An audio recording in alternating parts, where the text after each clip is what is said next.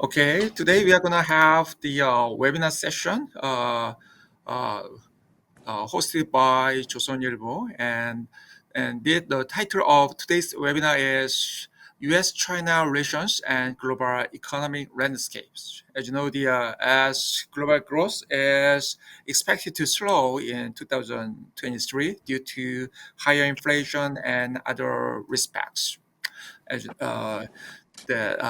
including geopolitical turmoil, China's recovery from the pandemic, or the reduced investment, reduced international trade, something like that. So those factors can be very important aspects for the global economic growth. So today we are going to talk those issues to discuss and have some insight for the global economic landscape. That is the reason why we have today's session. So let me introduce today's honorable speakers and participants. First, we have Mark Tokola, Vice President of the KEI. Thank you for having you here in this session. And also we have Michael Hart, President of AmCham China, and Professor Lee Wei, the Professor of KGSB, and I'm Professor Taeyoon at Yonsei University. Let me start today's webinar by asking some in some sense, the common question. But before I do that, as I just mentioned, we are focusing the global economy prospects. So let me give some opening remark, opening the key speech from each participant, each speaker. So that will be for each participant, each speaker, you will have the 5 minutes. So please have your time of five minutes for keynote speech. Let me start from Professor Lee Wei. Thank you. What I would like to talk about is actually talk about China's recovery from COVID opening. As you can see from my slides, let's see if the organization slides. Professor Song, oh, that's right. Okay, that's great. Thank you. Could you turn on the next page?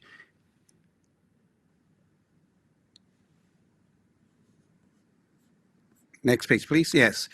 So we are, as you can see, that we are organizing global forums, and as a sign of that, we're taking advantage of the opening in China and after COVID.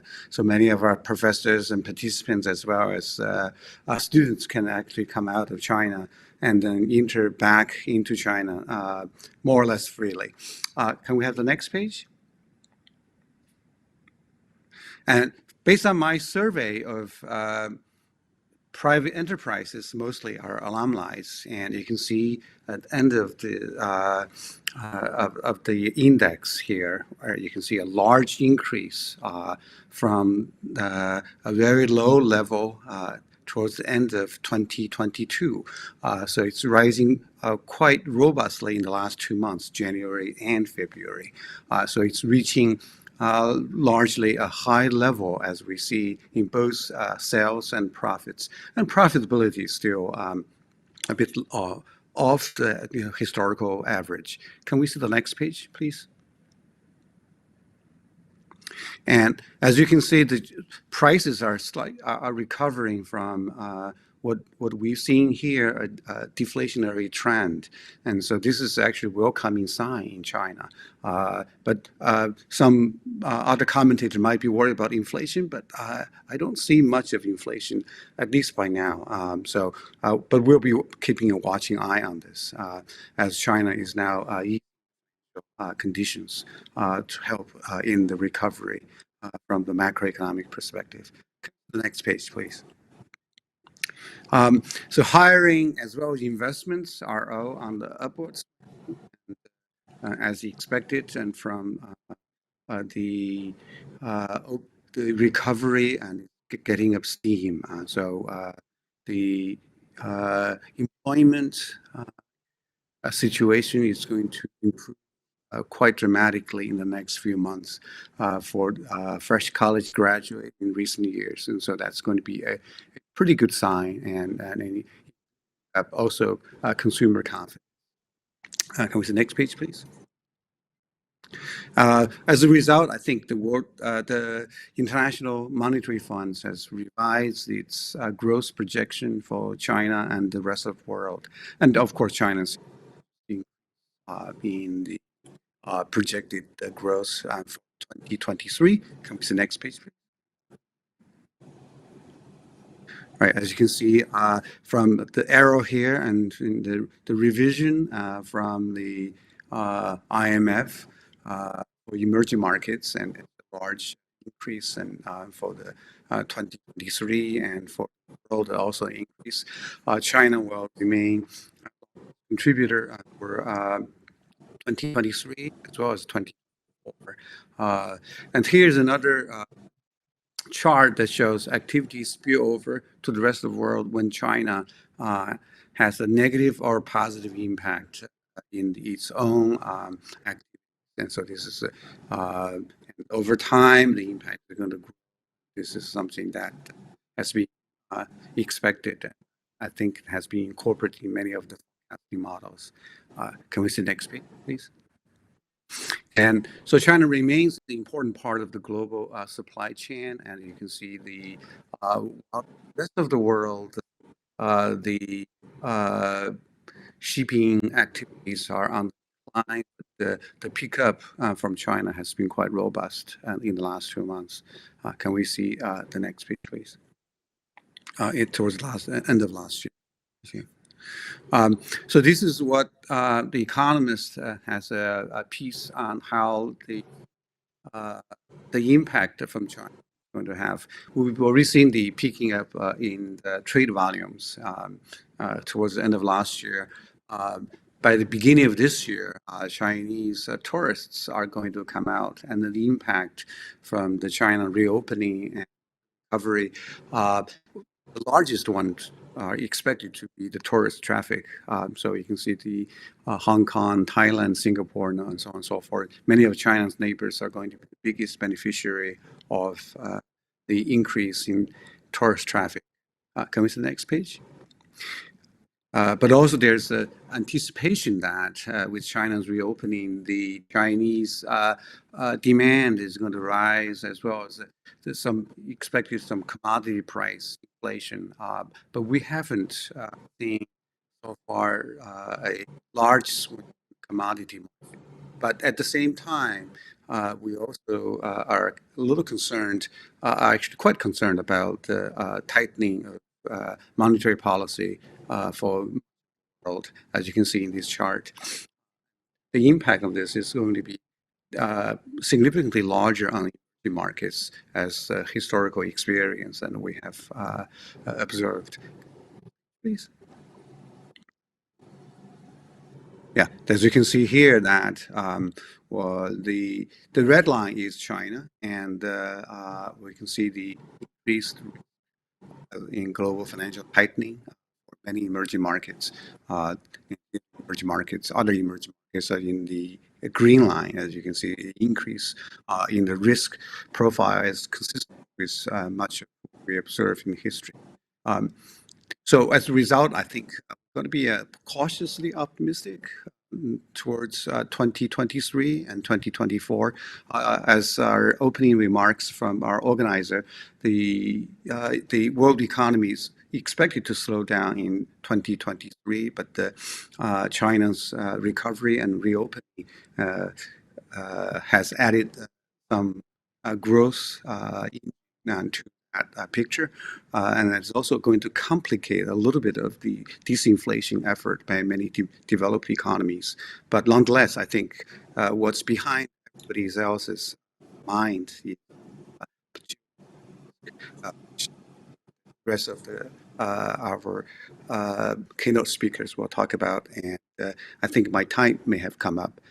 I thank you for your patience.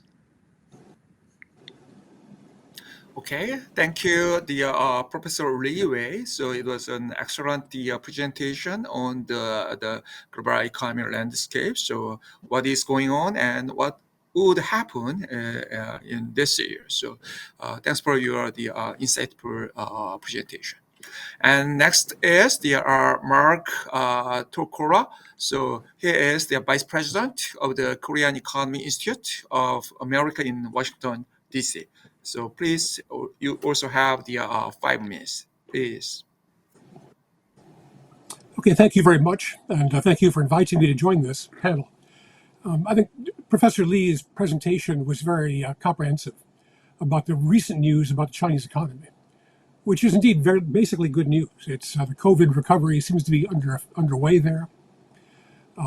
It's generally considered good news. I would add some cautionary notes. There's a lot we don't know.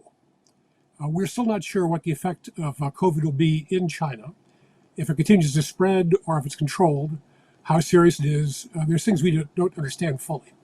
We're not sure about the drag on the housing market in China and the effect that may have on future growth. Demographics are beginning to have some effect on the Chinese economy. So we should all hope for China to have a robust growth this year. But the numbers I've seen from experts predict somewhere between 0.5 and 4.5% growth. It's a very wide range, which I think shows the uncertainties we may be facing. I should talk about the U.S. economy a little bit, I think, because it also matters. Inflation is coming down in the U.S.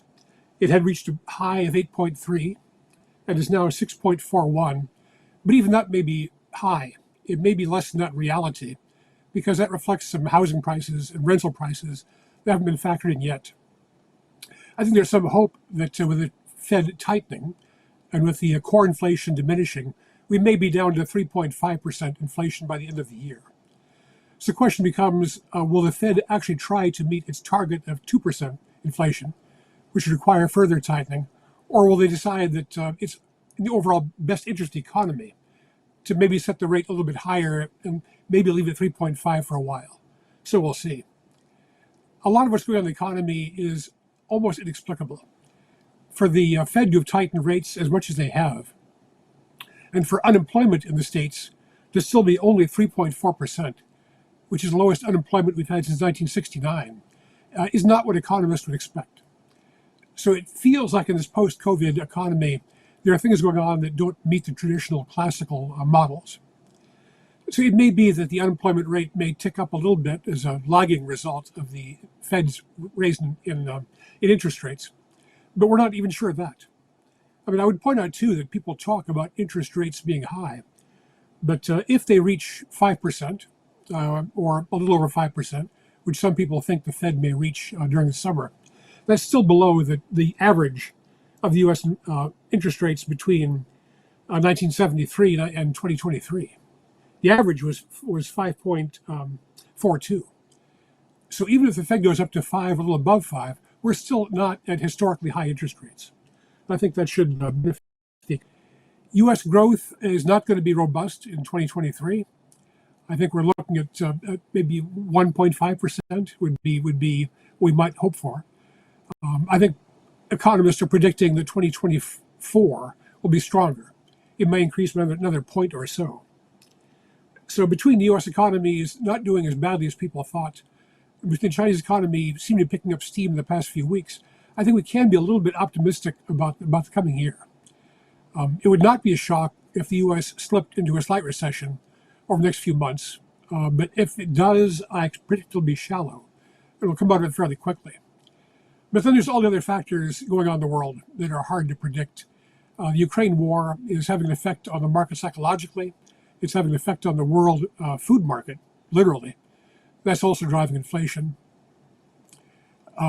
We're not sure about the effects of COVID long-term in any country. It's hard to believe that we just had a pandemic that killed millions of people, and it is not talked about much anymore. It's almost like we're wishing it away. But the virus is still out there, and I think the effects on the global economy may still be felt in the future. Maybe I'll leave it at that for now, because I do want to talk about the relationship between China and the U.S. and the EU, but I may do that in response to questions rather than talking about it now. So thank you. So thanks for the his excellent insightful presentation. We could feel what is going on in the U.S. economy, and also what would be the impact from uh, from what's going on in the U.S. economy onto the global economy. Our next presentation, keynote speech, would be from Michael Hart. He is the president of AmCham China. You also have the 5 minutes. Great. Thank you very much. Also, great pleasure to join you all this morning. I'm going to make comments in sort of four quick areas. One, I want to just for a minute or two go back and revisit the sort of the history of China and what made China so strong in terms of from 1990 till about 2020. I'll talk real quickly about COVID zero. I will then touch on sort of China-U.S. relations and then doing business in China. So just real quickly, I think it's important for people to remember that one of the things that made China such a great powerhouse and the reason it was so attractive to foreign companies was because of this development zone model. So all around China, there were these state-level development zones where companies could come in and produce. And it was sort of the special ecosystem or environment within China. And the Chinese officials were very focused on FDI targets. So they would bring in companies that would produce, employ a lot of people, generate a great tax base for the local government. And it was just very dependable and very predictable. And so, what business was used to in China was really clear rules within these development zones, a really clear supply chain, ports, logistics all worked really well. And so that was China's strength. And it was just predictable. When people looked at other markets, can India replace China? Can Southeast Asia replace China? One of China's strengths was just nobody can do it as well as China can, as efficiently as it can, because of these development zones. COVID zero threw all of this sort of out of balance. All of a sudden, it was unclear when we could produce. People couldn't go to work. Everything was shut down. Sometimes you would have, we're shut down tomorrow for one day, and that one day went on for 2 weeks, or then we're open again for a few weeks. The great example was in April and May of 2022, when Shanghai was locked down for basically 2 months. All of a sudden, the entire supply chain of China started to break down. So I'm in northern China. We had factories in northern China that had to stop producing because components could not come out of the Shanghai area. And then those people who couldn't produce in northern China then couldn't either export to other parts of China or to parts of the globe. And so all of a sudden we saw the global supply chain start to lock down, and people were starting to really understand that their manufacturing model, supply chain model, which had worked really well for the past 5, 10, even 20 years, was breaking down because of COVID zero restrictions in China. And so that really turned things on its head. It brought a lot of frustration to China. It convinced a lot of people that China played too big of a role within their supply chains. And it made people think, maybe we shouldn't rely on China so much. Now, what the Chinese authorities tell us now is that COVID zero is over. As of January 8th, things are open again. Professor Lee Wei mentioned he could bring his students back to China hopefully soon. That's what we're all hoping for. But right now, things are still a bit pinched. Visas are still in short supply. Flights are still limited, and they're quite expensive. And most companies have not had their senior leadership. So global CEOs have not been to China in 3 years. And it means the China production is very sort of not linked to either headquarters in the US or in Europe. And so there's still a very big challenge. We do now see a lot of these government officials who used to live off of FDI, visiting AmCham China and saying, when can you bring companies here? When can people come back? So the good news is COVID zero is over. The bad news is China really sort of shot itself in the foot in terms of convincing people that they shouldn't rely too much on China because of things like COVID zero. I'll touch just real briefly on the last 2 points, sort of China and U.S. We did an annual survey, business climate survey, and last year it was really clear that people were very concerned about U.S. China relations really impacting business. I mean, you really don't want politics to play into business, but certainly business people said that U.S. China relations impacted everything from do people want to work for U.S. companies to can U.S. companies do business in China. It was becoming a distraction. The good news was last November when Biden and Xi met in Bali, it seemed to put a floor under things. We were very hopeful that Blinken's visit in early February would be helpful. Of course, the balloon incident threw that off. A lot of people had said the meeting this past week between Wang Yi and Blinken at the Munich Security Conference was not good, but I actually would say at least they were talking. That's very positive news. But the last piece, the politics of being in China. A lot of U.S. companies are very concerned about sort of the negative outlook of being here and having to answer, to, for example, a new select committee in the U.S. on being in China. So I've hit my 5 minutes. I'll stop there, and I look forward to a robust discussion. Thanks, everybody.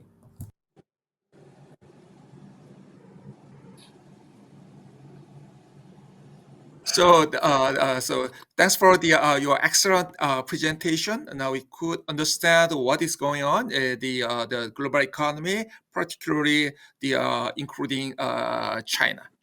Okay, so I had some common question before I go to the common questions based on your presentation. I have some individual questions, so that we could understand what was your some point in your presentation. First, Mark, you mentioned the U.S. monetary policy issues, and you also said even though the inflation rate has been decreased, but still we have some inflation factors. That was what I understand from what you present. Then, can you give some outlook for the U.S. interest rates, the more in detail, or specifically? I can try. I mean, it's the Fed will tell us when they make their decisions, but interest rates now are around 4.5 to 4.75. So, again, like I said, that's below historical levels. I think the Fed is still concerned that there's too much inflation, even though it's been reduced considerably. At its peak, we had 8.3% inflation, which for the U.S. was quite high for recent years. Now it's down to about 6.4 and seems to be falling. But the Fed, my impression is, will not take its foot off the brakes yet because it wants to get the inflation down seriously. I mean, the Fed's target is 2%. As I was saying, we'll see if they can reach that or not. It may be 3.5% by the end of this year. But I think that the consumer confidence will be increased by the fact that inflation is certainly down and people can see it in their lives. Prices of gasoline are down. Prices of basic foodstuffs are down. A lot of the problems we're seeing in inflation now are in the housing market. And that may take a while to resolve. But so the inflation, the interest rates, I think will go up some more this year. But I think they may peak at maybe 5.1, and we might start seeing a decrease gradually. Okay, thank you. And then, can you give us some idea on the impact from that interest rate the stance onto the Korea and other economies? Of course, the other economies there might be some variation, but the first we are very much interested in the impact on to Korea. So and also the other economies. Can you give some idea? Well, there's the classic economist answer, which is that if interest rates are higher, that'll attract more investment in U.S. dollars, which should make U.S. exports more expensive and make imports into the U.S. cheaper. That's what's supposed to happen. But these days, with all of the massive Korean foreign direct investment in the States and supply chains, I'm not sure that is as important as it used to be. I would argue that increase in interest rates in the States, if it leads to some consumer confidence, could lead to more consumer spending, and therefore Korea could do better if the U.S. does better too. I think in these days, the psychology is very important. And so I don't see higher interest rates as being a market's impediment. I see it as being a confidence builder for the consumer economy. Okay, thank you. And also while I'm listening to the Professor Lee Wei's presentation, I think there might be an important factor from the U.S. Technology policy onto China, I guess. So, what can you expect from the U.S. and also the China technology policy and relation, and how it will affect the global economy, particularly onto China? Can you give that idea, Professor Lee Wei? Yeah. Sure. Thank you, Professor Song. I think you asked a really tough question. I think one of the things that from the economist perspective, it is very difficult to understand the recent animosity between U.S. and China, in particular in the high technology arena. That put aside, I think the impact on China is going to be significant, and the impact equally significant is going to be the impact on the U.S. and the rest of the world. And I think as we look at the technology sector, realize that we're actually quite integrated in terms of supply chain and these on, and I think as one country exports, and, and that's going to put a huge wrench in global supply chain. In many cases, that will cause the global supply chain to real and to reconfigure, but take time. And in many cases, that you could say, we would build some chip factories here or there, but that how efficiently those chip factories going to run, and it's going to base a lot on experience. It's not something that can turn on and off very quickly. So I think we're going to be seeing many of the technology companies and tech sector are going to be negatively impacted for quite some time. And then globally, I think slow down the economic engine and innovation engine for quite some time. So I think the negative impact is going to be not only short term, but it's going to have some long term impact as well. I really hope that someday that these leaders could sit down and figure out how to move forward from. But economics, all we can do is take a look at this and says, this is a great experiment, and we don't know what's going to happen, and but we are very interested in looking at the consequences of all this settles. I would like to give another question to Professor Lee Wei. So since you just mentioned some relation between U.S. and China in terms of technology policy, and also we have a big issue in terms of reopening of the Chinese economy. Then, what do you think? Of course, there would be some trade and also some the domestic the consumption increase. But you think how will the global how will the reopening of Chinese economy would have some impact on the global economy?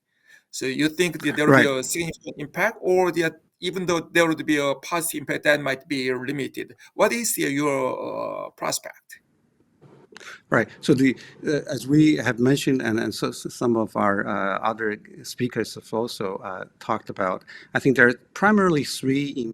One is through the trade channel, and with the trade channel, with China opening as well as the uncertainty about supply being reduced because of the disruption, COVID policies, and that's going to help stabilizing the supply chain and boost trade all around.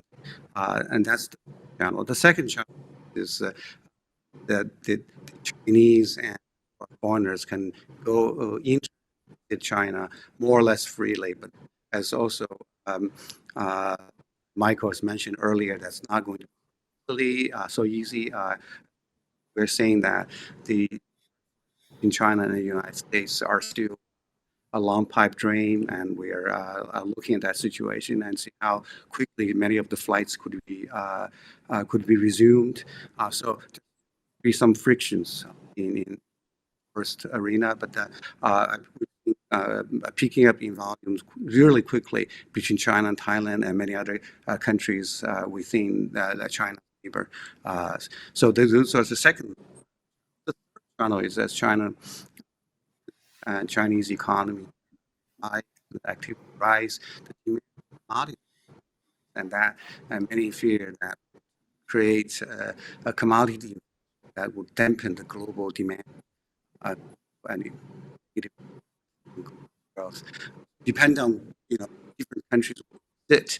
This is going to be the impact is going to be the different. China neighbors are going to get.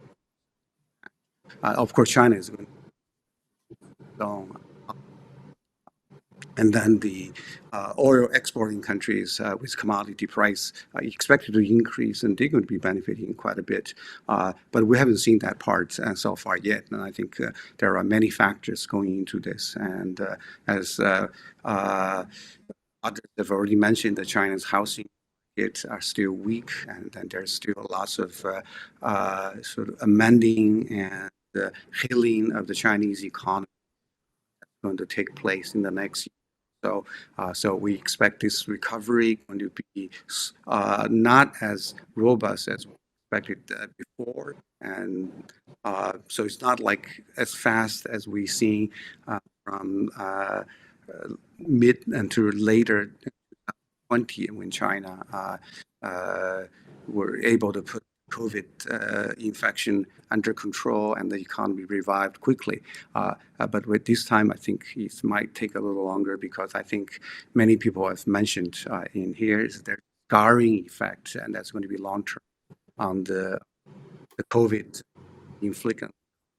Many firms that close down because of COVID or COVID policy, they're not going to be revived quickly, and so it's going to be some sticking pains, and so the scarring effect is going to haunt us for some time. And we do expect that the economy will recover, but it probably will have roughly about 2 to 3 years lost time.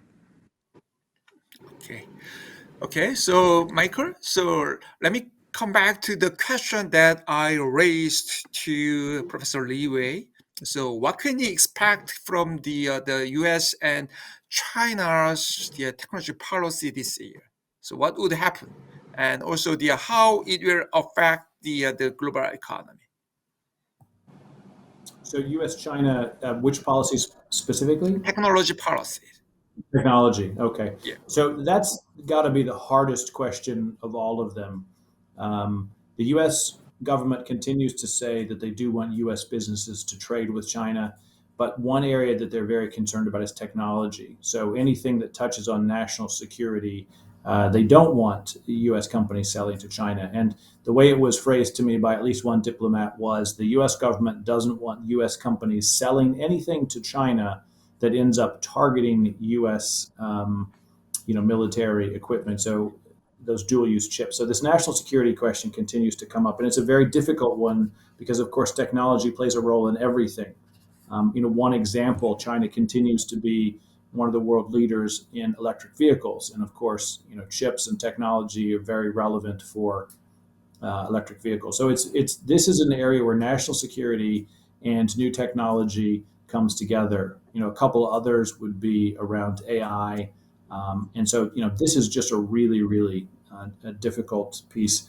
I will say that I don't have any inside information, but this surveillance balloon that just came down, I believe probably any chips that came out of that balloon that were from the U.S. or U.S. producers or dual use chips, probably going to lead to more restrictions on U.S. technology links to China. So this is a space to really, really watch. Okay.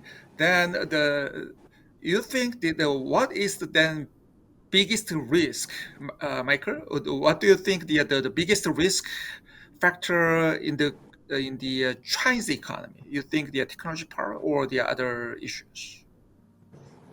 Yeah, so some of the other speakers have touched on a few of China's challenges. Number one is there's a demographic issue. So China has a rapidly aging population. And there's some real concerns there about the increase of healthcare costs on the overall economy and how that weighs down consumer spending, because consumer spending is where even President Xi says he wants the economy to go. Currently, it's focused on production. Another question is the housing market. It's estimated, I think, Chinese have something like 70% of their net wealth in housing, and that is something that China has been addicted to. U.S. companies, AmCham China companies, are increasingly playing in the financial services market. So slowly over time, the financial services market has been opening up. And so there's probably nothing better for China and the housing market than for other alternative investments to be available. If China had the robust stock market or mutual fund market or bond market that other countries have, it wouldn't rely so much on the housing market. And so I think that over time, if the financial services market develops more, that will actually take pressure off of real estate and housing. But that's a big challenge, a long way for that to come. The other one is just the Chinese consumer. I think the world awaits the reawakening of the Chinese consumer. That was mentioned a little bit before, but Chinese consumers are really important to global tourism, global retail spending, and we need to get Chinese consumers traveling again, and we need to get them spending at home as well. And the last piece, I said earlier, there's a big question after the April-May lockdown in Shanghai last year. There's a big question about how reliant companies are on China for its manufacturing base and for its supply chain. The short answer is, although people don't want to be reliant on China, there is no place else in the world, no place else in. Oh, okay, there seems to be some technical issue. It's from the Michael Hart. Then Professor Lee Wei. So Michael just mentioned the some issues like the in some sense the real estate and also the some consumption or that might be related to demographic change or something like that as a risk factor in Chinese economy besides some technological issues. Then do you think how do you evaluate those issues so they can be manageable or if they can be some risk factors, how we can cope with those factors? Can you give some idea on that issue, Professor Lee Wei? Thank you. I think the two issues that you mentioned, one is demographic and the other one is housing. They're going to be a long-term issue that China has to contend with, right?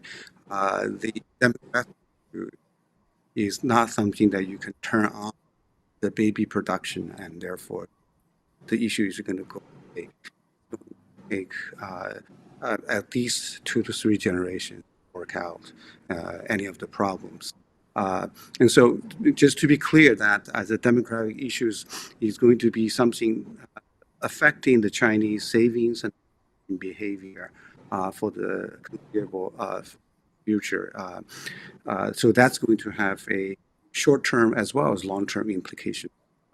And as also mentioned, the financial services are very important, play an important role. Finance is really what you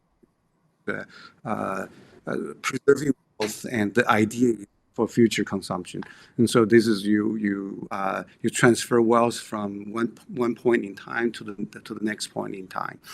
And so it is important to have a more developed and robust financial sector so that people can rationally and more efficiently manage it. And as a result, too much saving and so the consumption can be restored. And so those are an area I think is important to work on, and hopefully. But I don't think realistically any efficient finance is going to solve the problem right now. So we're going to have to work out the consequences as they go along. And for example, China recently is revamping its pension system, and that's going to be painful. And I think we've seen some repercussions of that as well. Housing market is another thing where people are using housing primarily as an investment savings vehicle, and that explains why owner-occupied housing in China is the highest, something close to 90% for the urban population. and that's unheard of in many other countries. But that explains why housing bubble as well as the housing demand in China has been so high, and also the bulk of China's saving is now invested in the housing market, and which also makes the situation quite interesting from a purely economic perspective, but it's also from a policy perspective. I think it's going to be difficult to unwind, and so it is something that I think we are going to say that the government is going to come out with policies that are contradictory. On the one hand, they want to control the housing price. On the other hand, it doesn't want people to shy away from housing, because the collapse of housing price is going to have a huge financial impact on the economy and on people's wealth. Net worth reduced because housing price decrease. And so those are things that it's a very fine balance. I'm sure that it's most leaders would not want to put themselves in, but unfortunately, the Chinese policymakers have to contend with oftentimes these conflicting goals that they have to work with. And so that's one of the things about China is the prospect for growth, but that there's issues that China has to contend with. And I think this makes the Chinese economy very interesting to watch and very interesting to study. Okay, so you mentioned the I mean, we know that demographic issues would be a very long-term issue, but we still have there's some short-term issue like the recovery, like the Chinese economy's recovery in terms of consumption and investment. Then do you think will China's recovered consumption and investment activity will be enough to support the global growth? And if it is sufficient to global to support global growth, then what do you think about the that recovery might be have some impact on energy price, or we are still facing the inflationary pressure around the world? Then what do you think that recovery's impact on global inflation? Professor Lee Wei, in relation Right. with what you have just said. Right. I think so far China has played a role in terms of stabilizing world prices because the Chinese exports has been significantly price lower than other countries, and also it has historically it has been very stable in terms of dollar prices. So China has played an important role stabilizing world prices, but with COVID lockdown as well as in trade, that benefit has diminished significantly, and so part of the world inflation in the developed world in particular has to do the disruption, and that made some of the economy a little bit worried about this tightening too fast and too much about the monetary policy. But at the same time, I think many of these issues are we're seeing is not going to be resolved because of geopolitical tensions, and so I think there's a tendency that there is a worry that developed world might have to tighten much more expected. So this is something that is going to put a damper on the global economy. And you mentioned about how China's reopening is going to be impacted, is going to impact the world. And I think we're already seeing the earlier effect of that. And I expect to see more, at least for 2024, China are going to continue to be the largest contributor of global growth. And its impact on many other countries are going to be depends on the trade links and tourist links, as well as commodity price links. And so all those links are going to play an important role. I do expect that these effects to be quite significant. And after all, China remains to be the second largest market and it's the base of most manufacturing goods for the rest. So I think we're hopeful that this is going to be Okay. a quite important role in. Thank you. Okay, thank you. Then Mark, so then let me give you some common question. So let me begin from you. The on the common question, that is, you think based on what we have discussed, can you give your evaluation? What would be the biggest risk factor for the global economy in 2023? Mark, can you give that? Yeah, happy to. I would say first that China is undoubtedly very important, but it's not the world's biggest economy. It's a three superpower world today in economics: United States, China, and European Union, all of which are basically equally sized. So it's very important that the U.S. and EU do well too. Chinese growth would be helpful, but not sufficient to see good global economic performance. And don't discount India. I mean, India's performance also makes a big difference. Global South make a difference. So, yes, keep an eye on China, but China's not the only thing. In terms of the biggest risk, I've thought about this question because I knew you would ask it. And it seems to me the biggest risk we face is misperception. I think that China and the United States, the way they perceive each other is very important. There are three Chinas. There's a China we wish we had. This is a China that's a responsible stakeholder, that wants peaceful growth within the world system, that accommodates its neighbors' concerns, honors commitments. We all wish China was that way. Then there's a China we're afraid of. And you hear about this more in Washington, D.C. all the time. This is a China that is a revisionist state, seeks to dominate the globe regionally or maybe more broadly, and is actually a threat. I don't think either of those Chinas is the real China. So we need to look at what the real China is, the China as it is.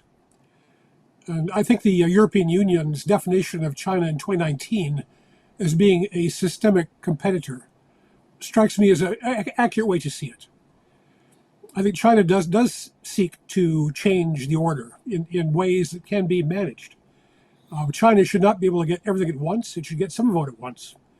So if the United States and China can see each other as being countries that are rivals and are competing systems, not the same system, but can still find ways to get along, that strikes me as the trick for the next 5 or 10 years. I'm afraid that we're not seeing each other correctly. And I'm afraid that the lack of communications, the reduction in government channels, reduction in people-to-people contacts, reduction in journalism in China, that is making it harder to get those perceptions accurate. Okay, then Michael. Yeah, I mean, I think if it's the same Okay, question, Michael, yeah. If I give the same question to you, so what would be your answer? What is the biggest risk in the global economy? right? I mean, I think Mark has touched on it well. I think miscommunication is pretty key, and we can take. I think actually one of the big concerns for this year will be the war in Ukraine and what happens there. And there's no better case study than misunderstanding or miscommunication. In the United States, I don't think people paid that much attention to Ukraine other than supporting democracy, how much money is being spent on weapons. But that's where the discussion. In Europe, clear, a lot of Europeans will say, there is war within Europe and it's pretty scary. In China, you basically hear that Ukraine is a U.S. created or a NATO created war. And so it's a classic example of how people are miscommunicating on this. I do hope that the opening of China and the ability to travel will help solve some of this issue. So let's hope that people-to-people exchanges can help by this issue and reduce some risk. Okay, thank you. What about the Professor Lee Wei? If I gave the same question to you? Sure. I'm really concerned about one thing, which I think there is a perception in the U.S. that the reason China developed was China very smart playing into policy and so forth. And I think I totally agree with Mike that the Chinese success story is far more complicated than that. And I think the clear set of rules in development loans are very important for attracting foreign investments. And also the China's growth has a lot to do with the rise of the sector. And it's very important. China also play in industrial policy, but the effect of those industrial policy, I think at best could be described as mixed. And I think the reliance in the U.S., the sort of a issue that many of our policy in the U.S. think that the China, the use of industrial policy was reason for its success, and therefore to beat China, the U.S. got to play industrial policy, which I think is one of the risks that the the U.S. industrial policy did not work when they were facing the rise of Japan, and it's unlikely to work when they face the rise of China. And I think it's rather going to be distraction, and it's going to slow down global growth in the future. I think it would be much better if all the concerned parties would then sit down and in a newly formed WTO to iron out what we mean by government subsidies and government support from key industries, and see how we could work out a plan that is making global, and in particular, environmental sustainable growth for the future.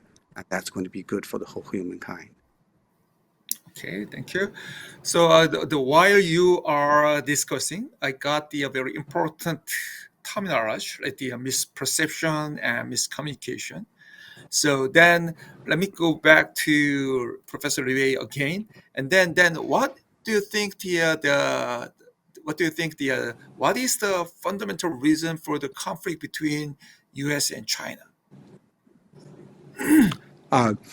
I think the issue obviously has to do with ideology and how compete that as mentioned about. And of course, the issues has also to do with global. And I think if China were to be the number one economy, would China be given the proper voice, like the China's weight in the system? And that's, of course, a concern for China and a concern for the incumbent power base. And I think those are the power differences and perception drive global rivalry. I'm not a political scientist, and so as an economist, I see international relations almost like a high school playground, and it's sometimes childish, but at the same time, and I think hopefully that the global political, geopolitical be played by adults, and I hope that things resolved rather than resulting in arms conflict. Right. So, but definitely in the aspect of economists, not a political scientist, then Right. would this situation could be stabilized in the future? Of course, definitely in the view of economists. Right. Yeah. We look at the rapprochement between China and the United States in the early 1970s, and it's China and U.S. Moved together because they have a common enemy, the Soviet Union. And then as the relationship developed, then the common enemy became less important as the occurred. So some new sort of a common ground got to be found. And the new common ground turns out to be economic development and common prosperity. And of course, the continued rise of China, and the economic weight has shifted towards China, and there's always this concern, and I believe there's always going to be this uneasy situation when number two, China, is coming very quickly at the heel of the United States. And I think that something that the Chinese leader has played very strategically by saying that we don't intend to challenge the U.S. leader and so on and so forth. So but that situation has changed. One of the future, I hope that is China and the United States would come down together and say, there's not much to gain by going into conflict, but a lot more to be gained by working together. There are a lot more problems in this world to solve, and then there are a lot more opportunities to pursue. So I think hopefully that we'll see collaborations and cooperations in the future. Okay, thank you. Then Michael, then if I give the same question, what do you think the fundamental reason for the conflict between U.S. and China? Definitely in the view of economists. Well, I mean, the point I would make, and there's some better economists on here than me, but the point I would make is this is the first time in a long time that the U.S.'s economic competitor is also a national security competitor. Yeah, I grew up in the great fear of Japan and its economy, but it was an economic fear at the same time. National security concern was USSR. Right now, the U.S. has national security concerns with China and also has economic competition concerns with China. And so I think those two things together make this a lot more complicated. I would say the positive side is that the U.S. and Okay, some technical problem. Once again, Mark, if I give the same question, so can you give your Sure. idea, please? Yeah, I think there are three different issues between the U.S. and China. One is just general trade, and that's going fine. U.S. China trade is setting records. So just in general, trans-Pacific flow of goods, it's working without much difficulty. There's a second problem, which is economic coercion. And this is a concern because China has used its increased economic leverage against other countries with which it disagrees. It's used economic coercion against Japan, against Korea, as you well know, against Australia, even against Lithuania. So I think the world's liberal democracies and free market economies are concerned about how to make themselves less vulnerable to economic coercion. Then the third issue, which is different from that, is the technology. So it's development of artificial intelligence, quantum computing, 5G, digital networks, protection. And those issues are now seen as being matters of national security. So I think the United States and the European Union, NATO, are quite concerned that they not lose their ability to use those leading edge technologies in their defense, should that be necessary. So for me, the question in the United States is, are we able to protect the key industries or promote them and deal with economic coercion without interfering with general U.S.-China trade? It should be possible. But I do worry in the United States about protectionist forces take advantage of national security arguments to just exercise plain old-fashioned protectionism. That'd be bad for everybody. Okay, then you think would this situation be stabilized in in the future, in the coming future? It's going to be very difficult to institutionalize anything anymore. I mean, I think the era of the big treaty-based organizations is over. What you're seeing now are small, flexible groupings of countries dealing with specific problems. IPEF, AUKUS, Quad, these are not permanent treaty organizations. They're loose affiliations. And I would say there's a quint that has developed, but no one's using the word quint. In reality, the United States, European Union, Japan, Australia, and South Korea, South Korea, are engaged in conversations all the time. It's like an informal quint. And you're going to see that happening, that kind of cooperation, rather than formal mechanisms. Okay, thank you. Then Michael, let me come back to the another question. Then you are working in AmCham China. Then what kind of industries would be the winners of this year or the losers of this year in this the various economic or landscape? Can you give some idea? Yeah, I mean, the U.S. business will continue to do a lot of retail trades, a lot of agricultural exports to China. That's not contentious. There will still continue to be a lot of manufacturing, high-end manufacturing, which starts to edge into the issue of the technology concerns, those things that involve chips. I think the loser will be anything that's right on that cutting edge tip of what Mark has just mentioned, whether it be AI or quantum mechanics. So that's the difficult part. But anything that relies on the Chinese consumer or that relies on the ability of China to have great supply chain or to produce at scale and rapidly will continue to prosper. Okay, thank you. So then, Professor Lee Wei, you have any idea on that issue, like the winning industries and losing industries, particularly if we look at what's going on in China? Can you give some idea? What's really interesting, if you look at China, many of the winning industries did get some government support, and that's fueling the perception that the reason China's success was because of industrial policy. But if we take a look, and you realize sport is playing often the important role played is because the China significant investment in infrastructure and so on that allowed the market to and the specific investment of industries.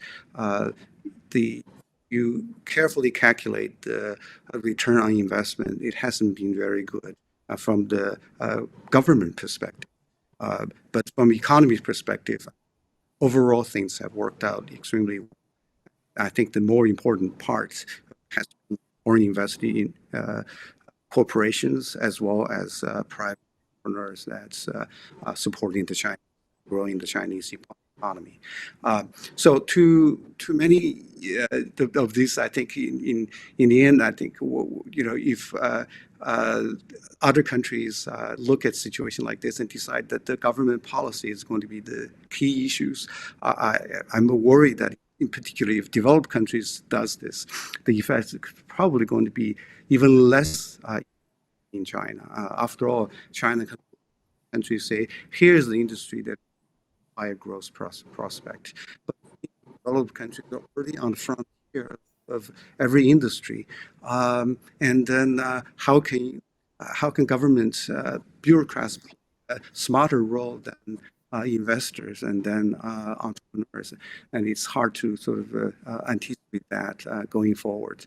And so I think it's very important we recognize our ignorance and our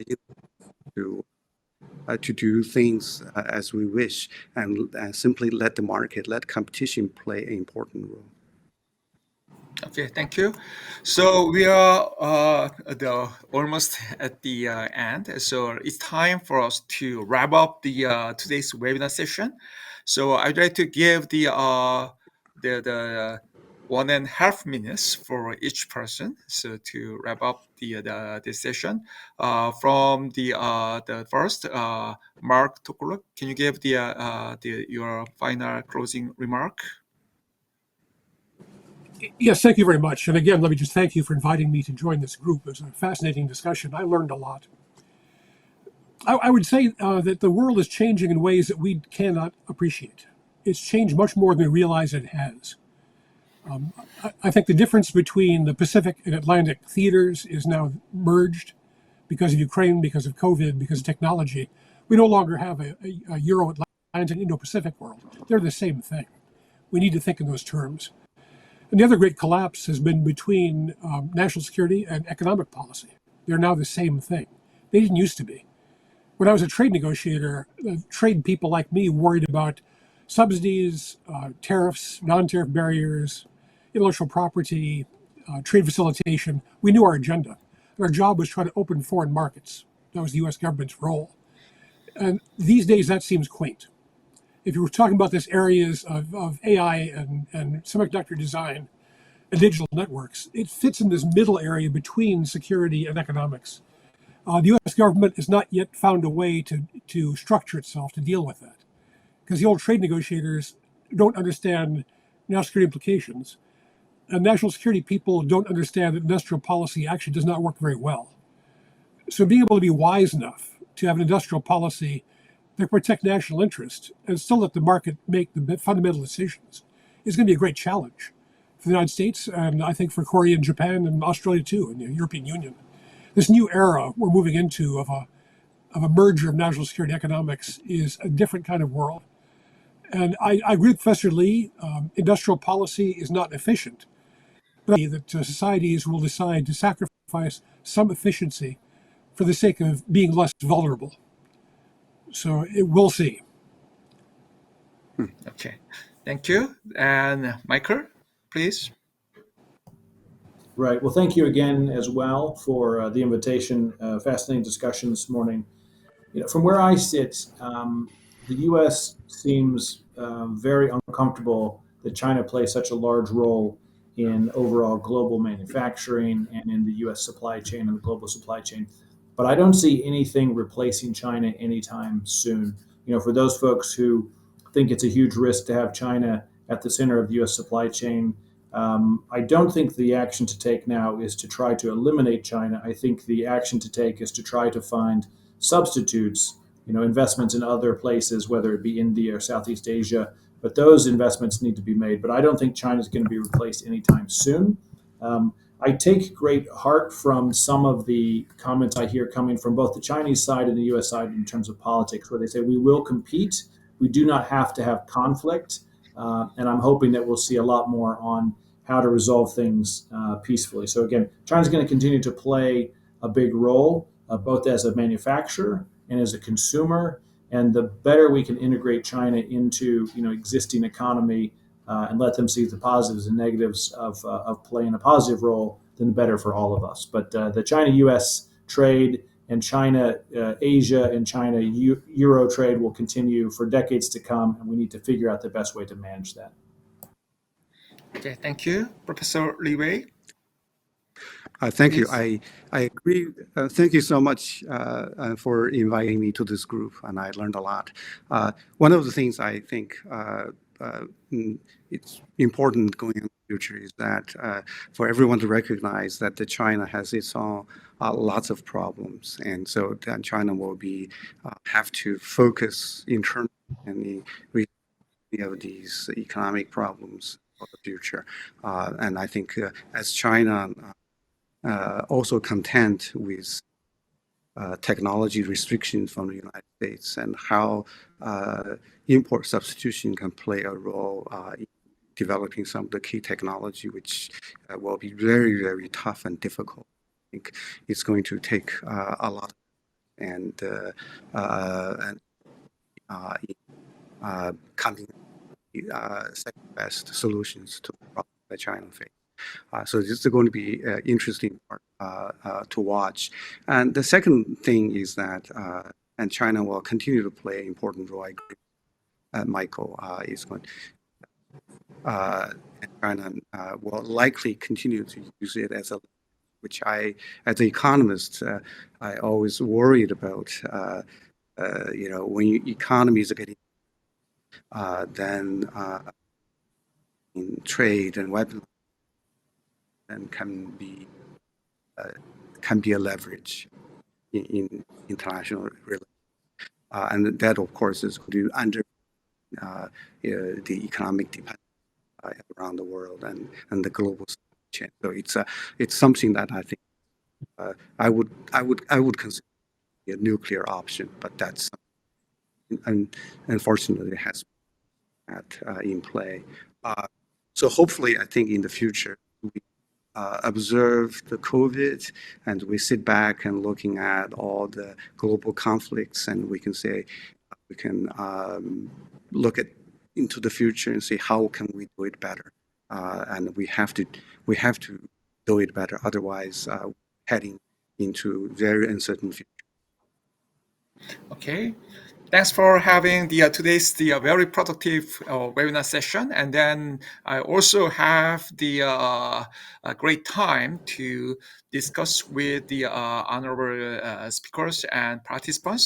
So thanks for having this webinar session. And also I'm pretty sure that every time has the risk factors, but by having this kind of a chance and opportunity, we hope those risk factors cannot be developed into real risk, real crisis. And I think that's the reason why we have this kind of discussion and some thinking.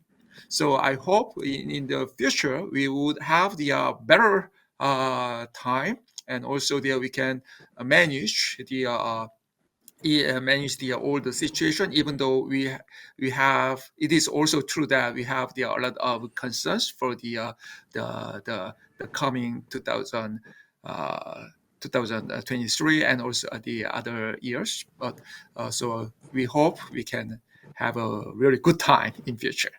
Okay, thanks for having this session. Thank you. Thank you. Thank you. Bye-bye.